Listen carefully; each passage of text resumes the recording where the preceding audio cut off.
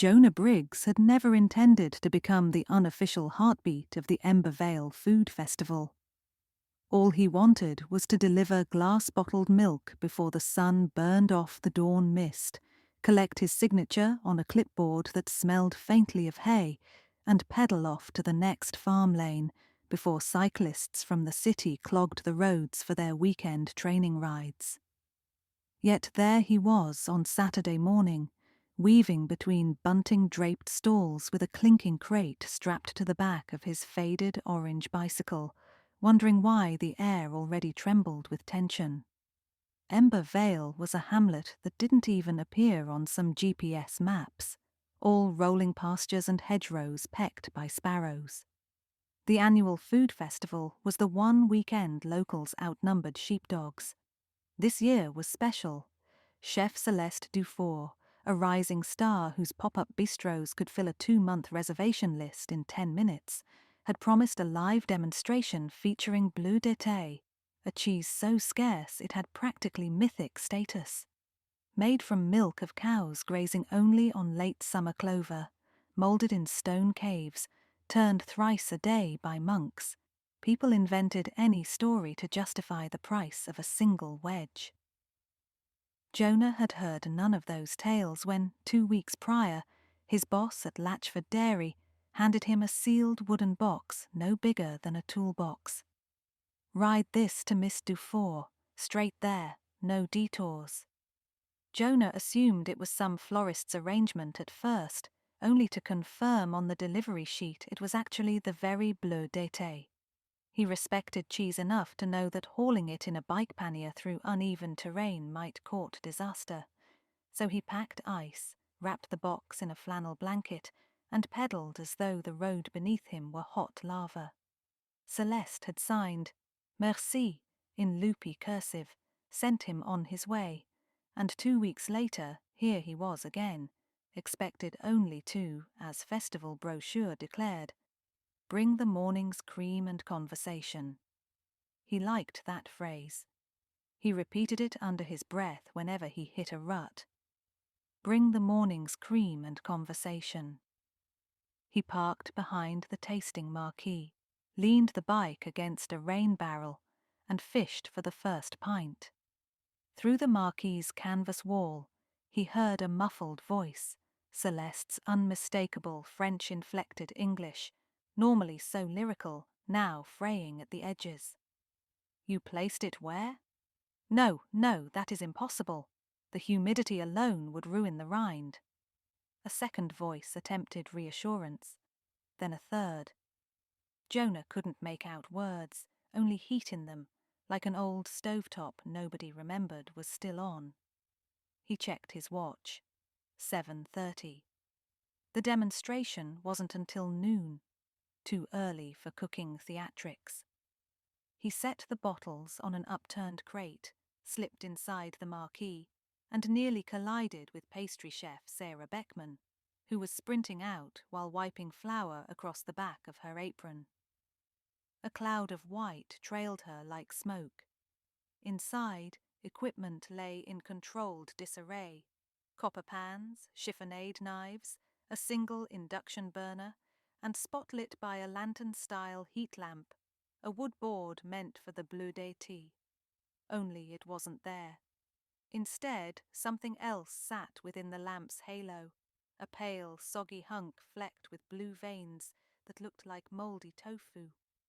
Celeste was bent over it, hands shaking, repeating, "Non, non, non," as if negation itself could reverse time. She didn't hear Jonah until the bottles in his arms clinked. She spun toward him, eyes wild. "You, milk boy, fetch me my courier slip. The cheese you delivered, did anyone sign except me?" Jonah blinked. "Courier slip? Sorry, chef, I gave that to your assistant last week for the festival records." "That assistant is on her honeymoon in Barcelona," Celeste said, breath fluttering. "So the only proof that box ever arrived intact is—" "What?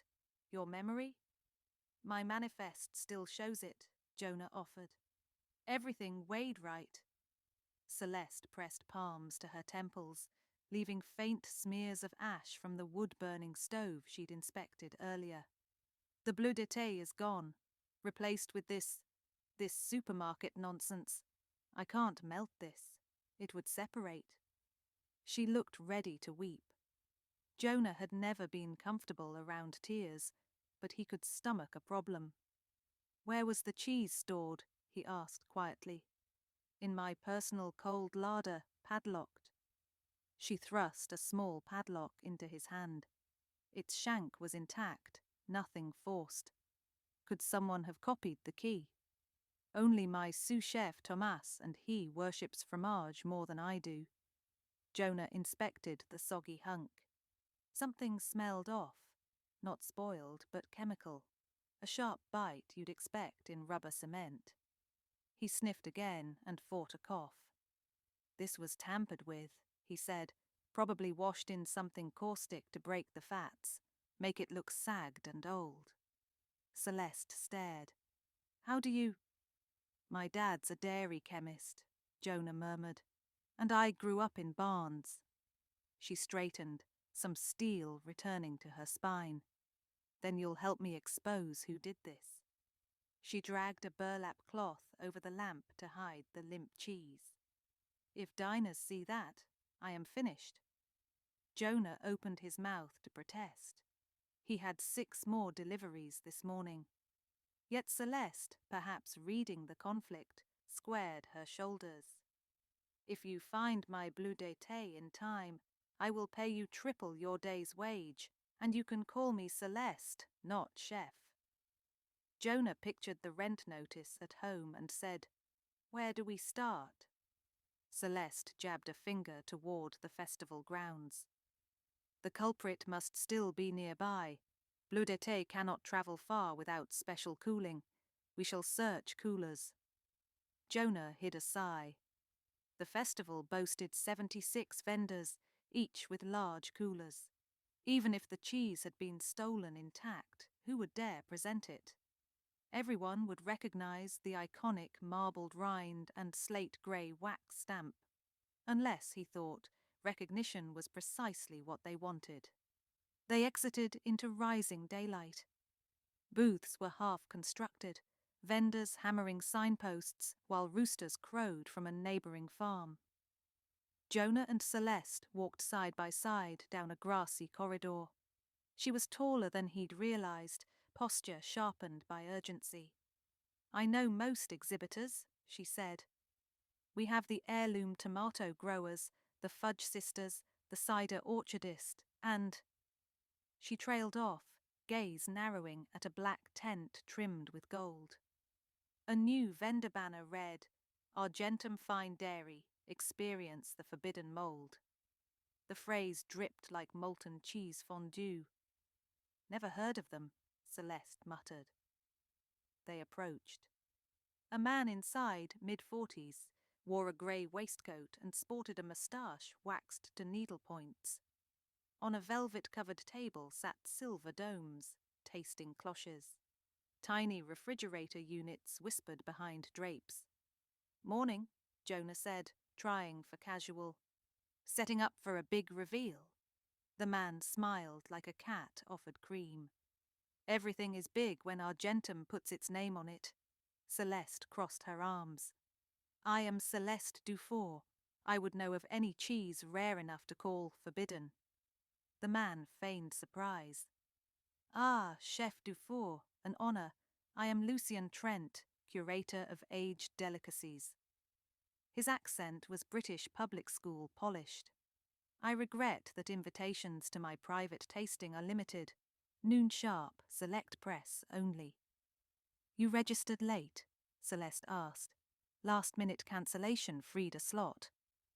He fingered one moustache tip, eyes flicking to Jonah's milk crate. Love your vintage conveyance there, Cyclist. Must be a chore on hills. Builds character, Jonah replied. He felt Celeste tug his sleeve. They retreated. I don't trust him, she whispered once out of earshot. Private tasting at the same time as my demo? Coincidence? Could be opportunistic marketing, Jonah said.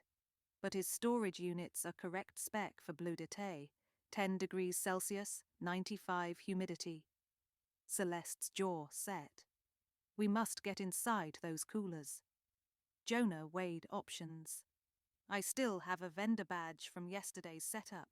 Says I'm Latchford Dairy Logistics. Could request a routine check for food safety. She looked at him as if seeing not a milk boy but a co-conspirator. Yes. Meanwhile, I'll stall him.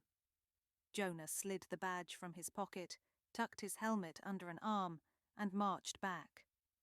He found Lucian bent over a tablet, adjusting music playlists. "Excuse me," Jonah said with professional tone. "Festival committee asked us to verify all new refrigeration. Mind if I take temp logs?" Lucien's moustache twitched. "I already provided documentation." "Understood, but they need on-site confirmation." Jonah stepped around him, clicked open the first fridge door before Lucien could protest. Inside sat rounds of cheese, but none bore the slate-grey wax stamp. He noted temperature. Exact. He opened the second fridge. Again, not Bleu d'été. But something else caught his eye. A glass vial tucked behind stacked wheels. No label, filled with cloudy fluid. Lucien's hand clamped the door. "Enough. I can't have condensation jeopardizing rind integrity." Jonah stepped back. "All set, then." He logged fictitious numbers, thanked him, and departed. Outside, Celeste waited near a lemonade stand. "He's clean," Jonah admitted, "but I found this." He held up the vial, which he'd pocketed while Lucian was distracted.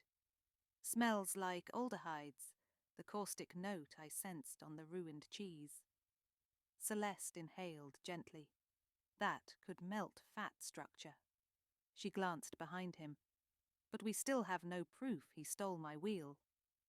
The festival loudspeakers crackled. "Vendors, please prepare for inspection. Public entry opens in 1 hour." Celeste exhaled. "If I cancel, headlines will scream sabotage. My investors will flee." "Then don't cancel," Jonah said. "We expose him during your demo." She raised an eyebrow. "With no Bleu d'été to show." "Maybe we can find it before noon," he said, checking his watch. "Or improvise." She gave a thin smile. Improvisation is for jazz, not gastronomy. Nevertheless, she followed him as he jogged to his bike. On instinct, Jonah sprinted to the back parking paddock, where refrigerated trucks hummed. Deliveries arrived at dawn. Maybe the thief stashed cheese in a communal vehicle before transferring. They split up. Jonah circled a truck labelled Panorama Catering, hopped onto the metal step, and peered through plastic strips. Only boxed lettuce and canapes. He was about to leave when something metallic glinted behind crates. He leaned in, his breath frosting the chilled air, and saw a padlock identical to Celeste's dangling from a wooden chest.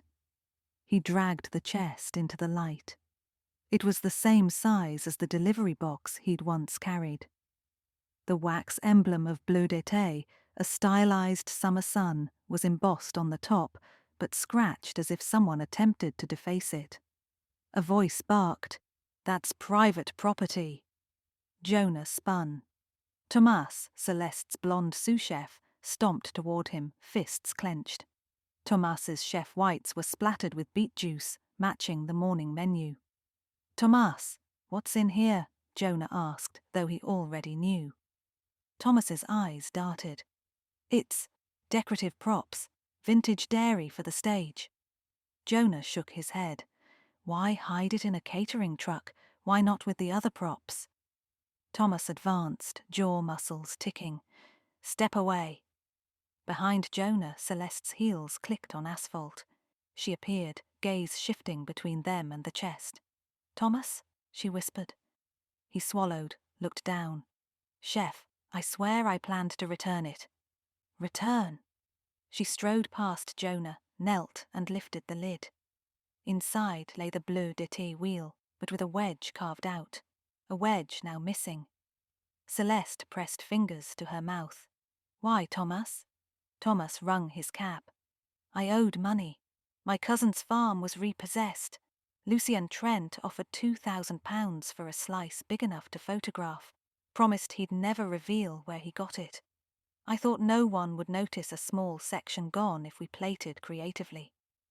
Jonah stared. "And the ruined cheese on Celeste's board?" "I needed a decoy for when Chef opened the larder this morning," Thomas admitted, shame painting his voice.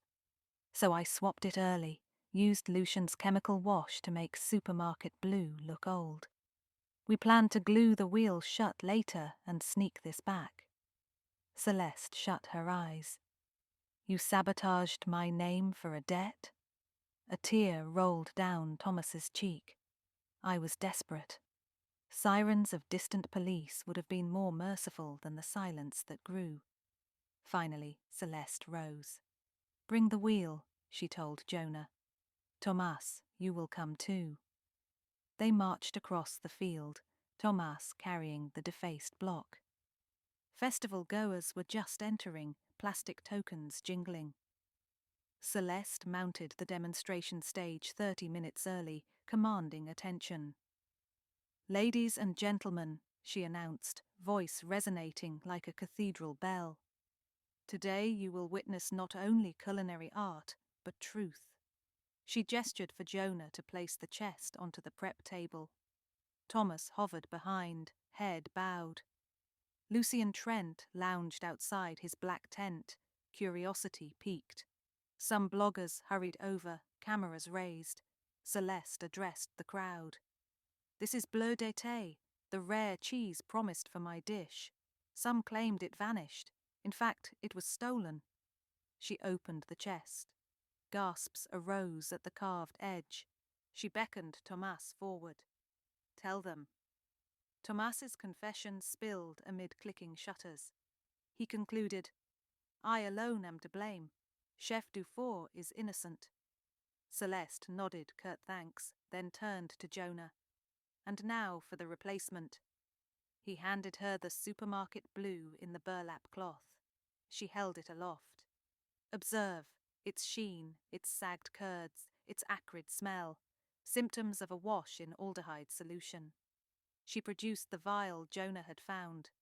"Provided by one Lucien Trent." Lucien stepped back as Celeste fixed him with laser focus. "Sir, if you deny involvement, perhaps festival security should inspect your tent for residual chemicals." Lucien tried decorum. "I merely purchased a sample from this misguided sous chef. I never instructed sabotage."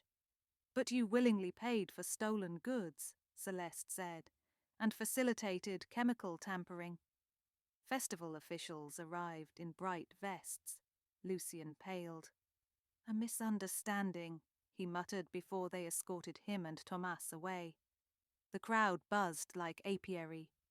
Celeste turned to Jonah, eyes shining not with tears but gratitude. She wiped the carved wheel with a sterile cloth. "Can we still use it?" Jonah whispered. "I will carve around missing section, great interior. The flavor remains," she said. She lifted Chef's knife like conductor's baton. "Care to help?" He blinked. "I'm just a milk boy." "Today you are my commis," she declared. Soon Jonah stood behind the counter wearing an extra apron. Celeste sauteed wild mushrooms in browned butter, while he whisked cream from his own delivery into a silken emulsion. The aroma drifted, mesmerizing the assembly. Celeste shaved slivers of intact bleu d'été over the dish. The crumbles melted into the sauce, releasing a perfume of wet earth and meadow grass. Plates were passed down to judges, journalists, and random ticket holders invited to taste. The first bite silenced every chatter. Even Jonah, sneaking a morsel, felt flavors expand like blooming fireworks: tang, deep umami, sweet hay, echo of clover fields at dusk. Applause erupted, thunderous. Celeste bowed, cheeks flushed. She seized Jonah's wrist, raised his arm. "This man saved your lunch. Remember his name." Jonah flushed harder than any sunburn. Cameras flashed. He spotted his battered orange bicycle, leaning proudly behind the stage like an accomplice who'd kept watch. Afterward, in quiet of the backstage tent, Celeste poured 2 glasses of pear cider. "To crises averted," she toasted. They clinked. "Triple wage," she reminded, pressing an envelope into his hand. He glanced inside, far more than triple. "I can't accept." "You can and will. Consider it a retainer. I need a logistics manager for future events who can bike faster than rumour." Jonah laughed, tasting cider's fizz. "We'll have to upgrade the bike." "Non," she said, smiling. "We upgrade nothing that already carries the heart of the valley."